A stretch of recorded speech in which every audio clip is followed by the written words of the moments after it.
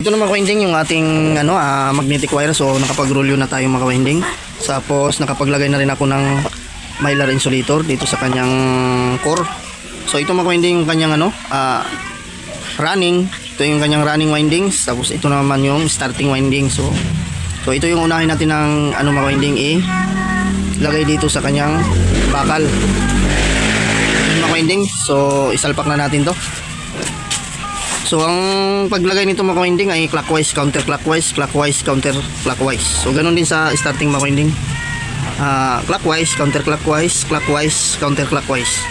So ayan mga ka-winding. So ipasok muna natin dito. Unahin natin ito nating running. Ito ang unahin natin ilagay dito.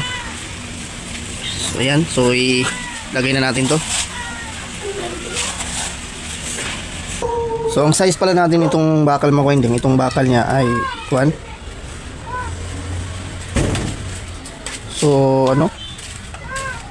mm. So 18 siya mga ka-winding, 18 mm yung sukat ng kanyang bakal. So ano ba itong malaki? May malaki pa dito. Okay. Ano lang ito? 22. So 22 itong malaki. So yung mga ka-winding ay salpak na natin itong running windings ng ating pang tower pan. So clockwise to mga ka-winding. Ayan. So pakanan ng nito mga ka-winding, pasok ating clockwise kanan. Ang counterclockwise yun po yung pakaliwang ikot. So lagyan na natin ng lock.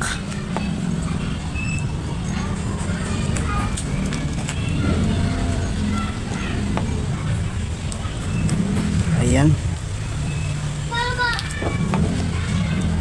Tapos itong kabila naman para walang kalas. So nilalagyan ko agad ng lock ng mga ka-winding para hindi siya kumalas.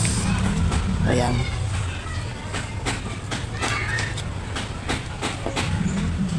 So pasok natin. So siguraduhin lang mga ka-winding na walang lumiban sa kabilang butas.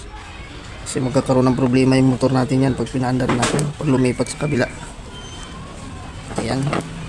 Okay. Tapos pag nilagay na natin yan, so iangat lang natin itong mga ka-winding para siya ay pumuka. Ayan. Tapos sunod, so counterclockwise na naman itong mga ka-winding. So ayan. So ipasok ko lang ito lahat mga ka-winding. So ganun din to, didiretso lang. So humaba yung video natin. Ayan. Tapos lock. So ito mga ka-winding, sa pangatlong pole na tayo. So ito mga ka-winding, hindi na natin ito babaliktarin dahil ito ay clockwise na ito. Ayan.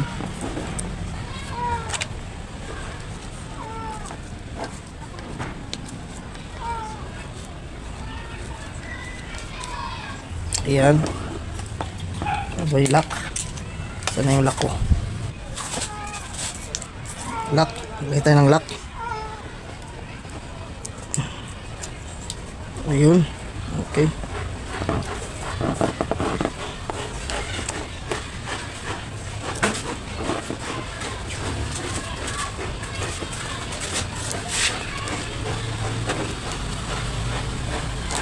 Lock.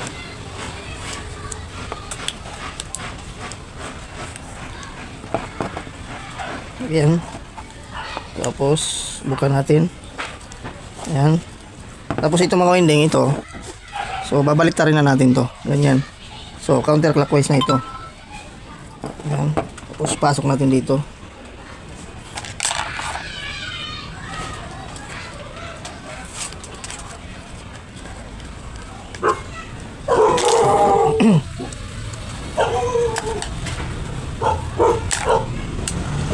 Ayan. Lagyan natin ang lock ulit. Ano ito? Ayan. Gilipad-lipad na yun. Ayan. Tapos dito mga ka-winding, so ganun din. Ayan, lagay tayo ng lock. Okay. Ayan, so natapos na natin yung running.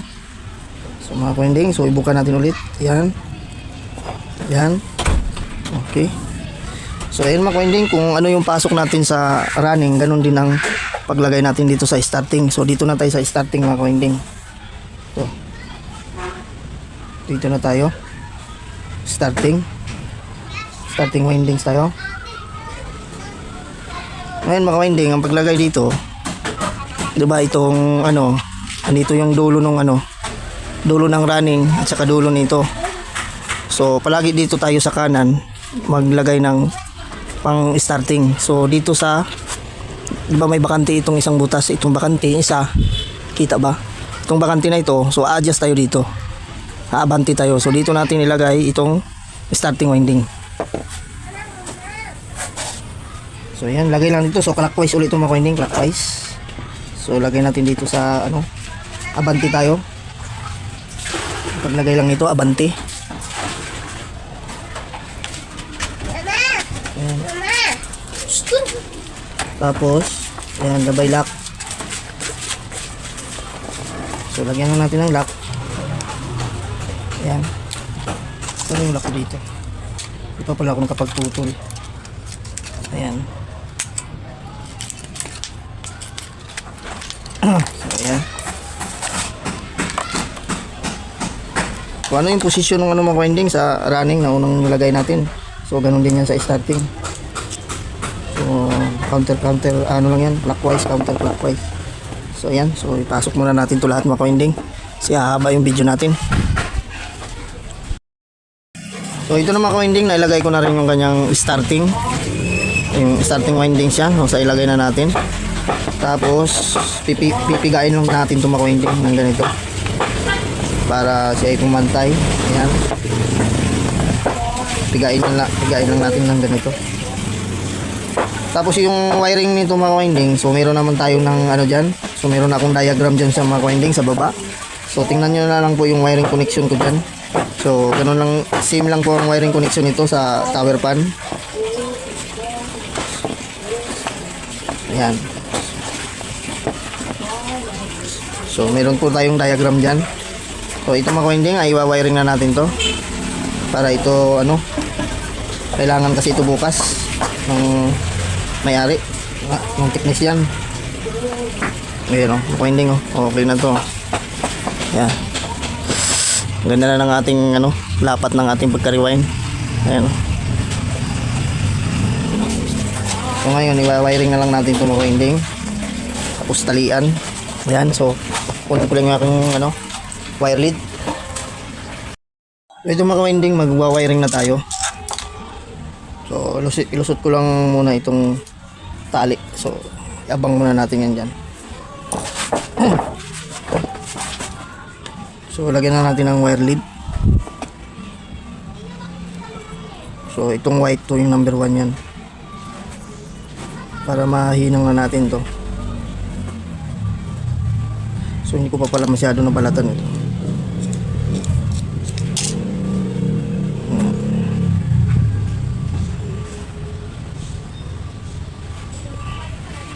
Ayan. Tapos itong nag-iisa, so common single line. Ayan. Yata kita. Yata nakikita.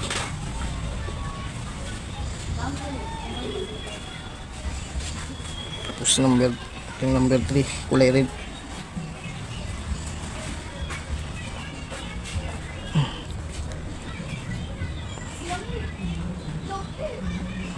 Ayan. Tapos number 2, so ito.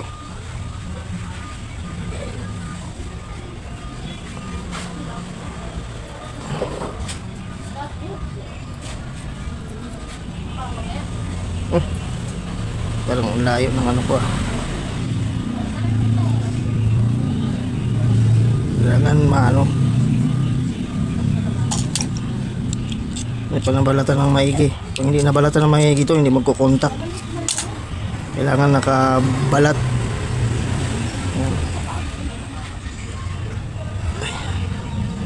Ayan, okay na. Tapos itong capacitor. So hindi ko pa pala nailusot dito sa ano, sa tube.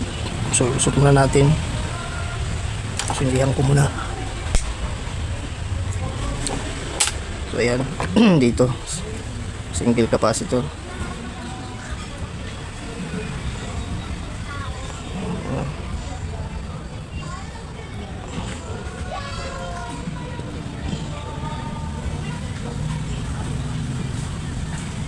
Ayan. Tapos putulin na natin to. Wala pala yung cutter ko.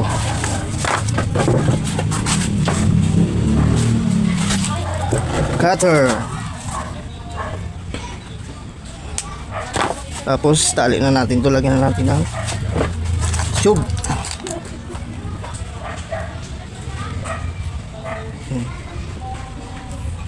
Ay hindi, inangin ko pala muna. Matanggal eh. Untik na makalimutan. So inangin muna natin mga ka-winding. Tapos itester natin.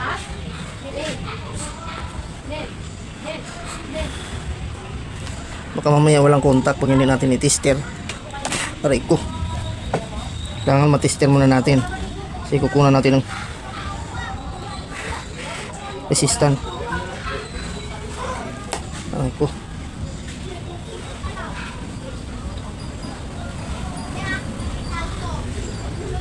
Kukunan natin ang resistance to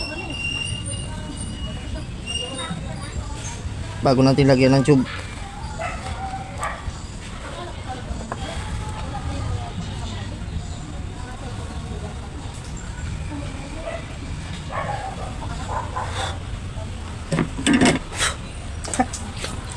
Yan. So kuha lang tayo ng tester mga ka-winding. Tingnan natin kung meron na siyang resistance. So tester natin. Lagyan natin sa kilo ohms. Ayan. So common to line capacitor. Ayan natin. So meron na 992. Tapos common number 1 559. Number 2 530. Number 3 502. Ulitin natin number 1. So 563. So okay na ito mga ka-winding. Pwede na itong lagyan natin ng tube. So putulin ko lang itong mga dulo. Tapos itali na natin. Ayan.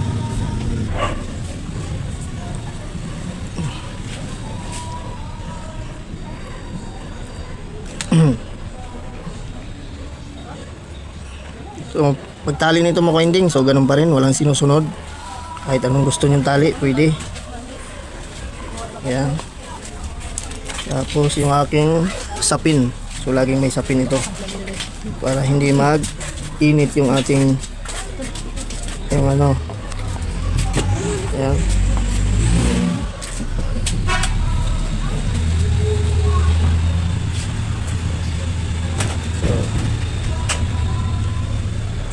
Ayan.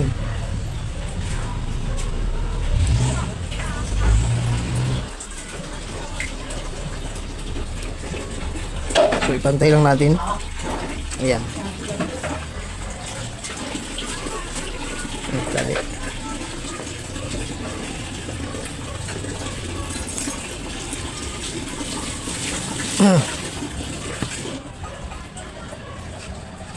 Ayan. Ay, kumalas pa. Inila ko pa kasi, dapat di ko na inila.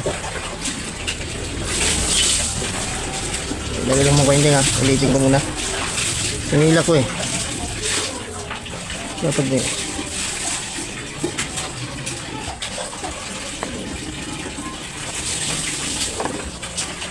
Ayan, dapat. Ayan, okay na yan. Ayan.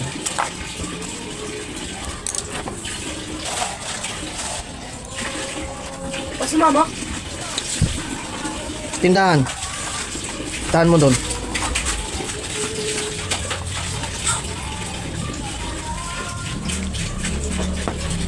Ayan. So, lagyan natin ng lock dito. Ayan. Ayan, okay na yan. Wala nakalak yan. Tapos, dito, lagyan natin to ng ayan. Tapos, nalusot ko pala dito. Ayan. Okay na yan. Tapos, lusot ko na ito para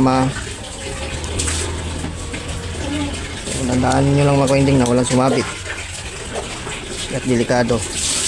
Ayan, parang hugot-hugot ka na lang.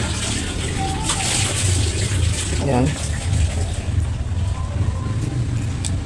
hatak tapos hila.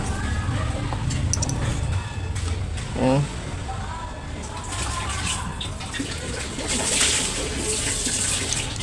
Kung kita eh. Ayan. So ito na mga ka-winding, okay na to, natali na natin yung kanyang mga wire lead. So dito naman tayo sa kabila mga ka-winding. So ganun din, so wala rin sinusunod tayong pagtatali. So pwede naman yan. So ngayon mga ka-winding, yung kabila naman ang itatali natin. So ito na mga ka-winding yung ating so naitali na natin to, parehas kabilaan. Ayan. So ito ilalagyan na lang ng varnish. So ito mga ka-winding, pag ganito tawag nun. Ngayon, paano ba natin matitesting ito? Dahil wala yung kanyang rotor. Diba? Kasi tower pa nito. Tsaka wala rin yung housing niya. Hindi natin matitesting, diba? So ngayon mga ka-winding, meron tayong gagawin dito na so, ito mga ka-winding. So, ito ang dyan. Ganito lang discarding dyan mga ka-winding. So, ito ang technique dyan. So, ngayon mga ka-winding, ilalagyan lang natin ito ng kapasitor para matesting natin. So ito ganito lang gawin natin mga ka-winding. So ito mga ka-winding, meron ako dito. Ito. Tansan. So di ba?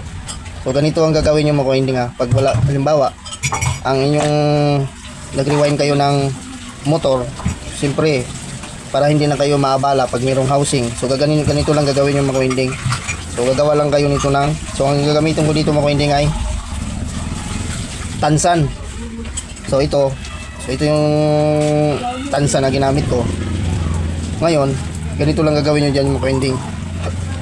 So yan ang technique dito. So ganito mga ka-winding, lagay nyo lang to. Ayan. So iikot na yan, diba?